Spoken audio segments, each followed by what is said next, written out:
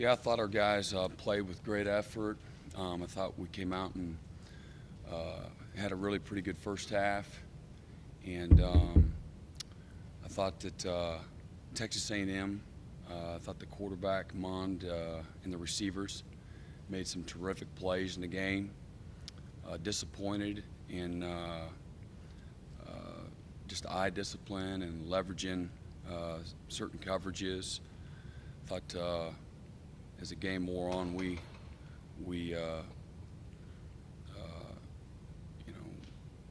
guys started trying to do too much, and I thought our guys up front played great all night. I thought they had a plan to try to slow them down and neutralize them. I still thought that they were very disruptive. I think we knocked the quarterback down to the ground 18 times. So a lot of that is them. Most of it is them. Just very proud of the fight that they had all the way to the end. Some of the plays that we made some incredible plays in the game that were difference makers. And whether it's, again, the blocked field goal, Kayvon popping the ball out, the pick there right at the end, Justin Foster with Cleveland with the strips, forced fumble, and Justin coming up with it. There's a lot to build on. We got a lot of work to do to become a really good defense, to get that cohesion to where it needs to be, and just the consistency. And it's just some discipline things. Just, again, eye discipline, and again trust in the scheme and what we're doing. We had a couple guys that were wide open twice in cover two, where we again just lost leverage, and another time they didn't capitalize. Another time in quarters coverage. We got to play a little bit better, a little bit smarter, and again, credit A&M, for making some really good plays too in the game. Were you disappointed in the secondary overall, or was it a matter of I don't think that's fair to say. I don't think that's fair to say, because I thought Trayvon and AJ played really well. So to paint a broad brush is not. I think I was disappointed in at times where we lacked the same things I just said. Where we lost again leverage, whether it's man or too deep or quarters, or again just guys again just not playing with the discipline with their eyes. And this is a team that good enough to expose you, obviously, when you're not looking at the right things. How do you do that through film work? You do that through failure. Do that through failure. So we had a nice laboratory, on Saturday night to work through that. And that's what happens. You have some guys that maybe aren't as experienced, or even, again, guys are in some bad habits. You got to have some failure to really expose them. The tight end, Stern River, made a couple big catches, but overall, how familiar are you with the way you handled him?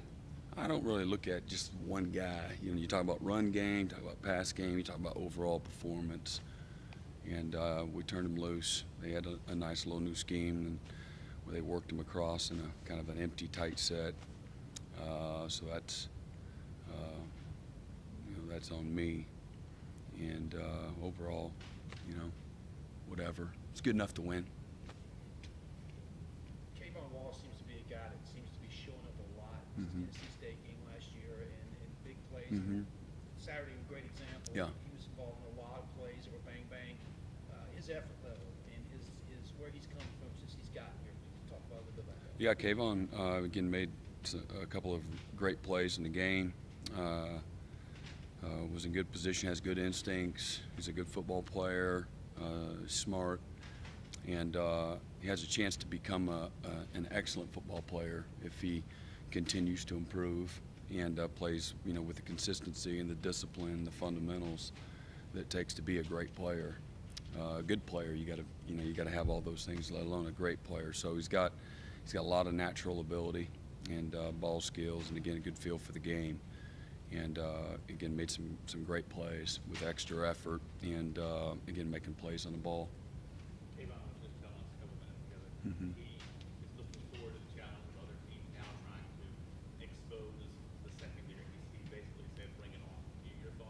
Well, that's the game. People are going to try to run it. They're going to try to throw it. So whether you defended it well or you didn't defend it well, they're still going to keep trying to run it and throw it. So whether you played it well or not, and you know, dang right, you know, you put stuff that doesn't look too good on tape, and they're going to check your oil. So ready or not, here we come. So Brent, do you know much about Georgia Southern? yeah, what do you want to know? Tell what do you think about their offense? First of all, Shy Wirtz is the player that we offered, and we tried to recruit as a secondary player, terrific athlete, playing very well in a zone read-based option offense. They have a new offensive coordinator, came from New Mexico, and it's a school and a program that takes great pride in being physical and running the football and running the option, and with all the different bells and whistles, very multiple in what they do, and they've got, you know, good skill players across the board, a good physical offensive line, and probably a more athletic, more explosive version of Furman. That's what you're going to see. Brisbane, how much do you think that Kellen Mond's ability to break the team and get outside affected your safety sort of eyes?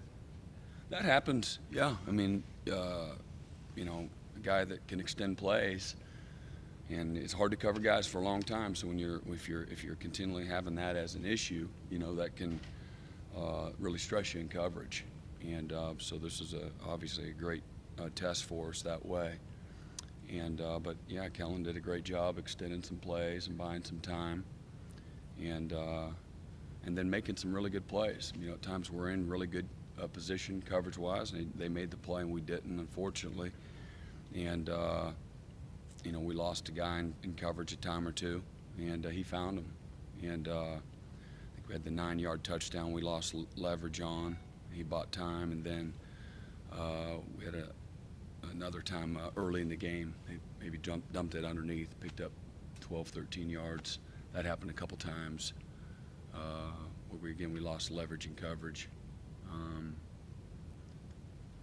None of the big, long, explosive plays were those plays, but unfortunately 2 touchdowns came where again he just bought time and hit the deep one where we had a couple guys up, and he makes a great play, and then another time where we got the unblocked blitzer, we just lost leverage. He got outside of the blitzer, and he throws it across his body, makes another really good play.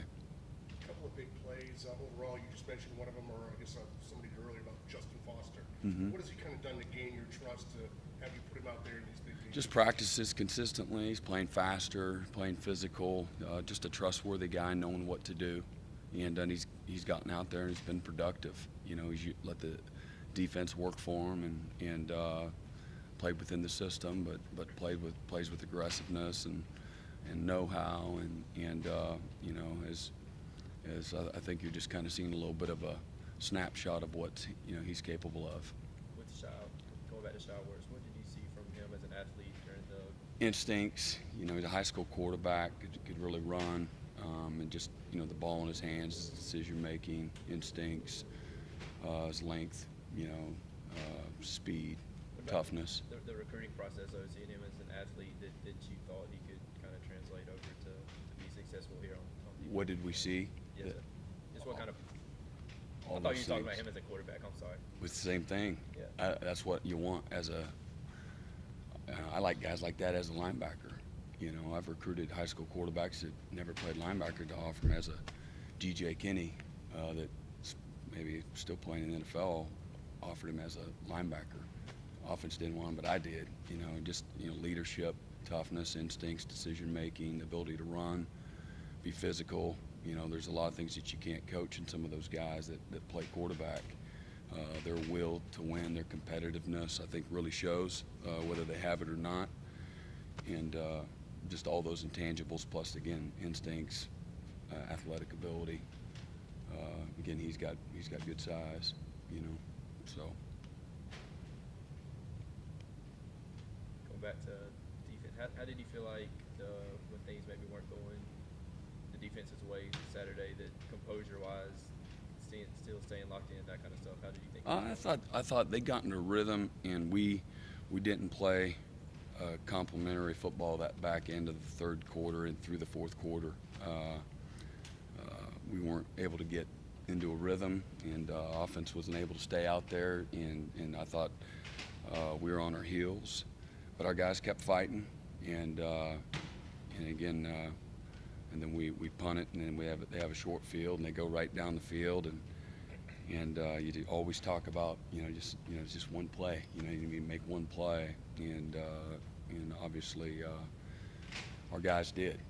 They played with again Austin, and I believe it was Christian, did a great job helping keep that quarterback contained on that last one, and then guys did a good job in the secondary there, sliding out underneath the routes, and Kayvon makes a really nice play. Were you happy with the linebacker play Saturday night? Yeah, it's pretty good.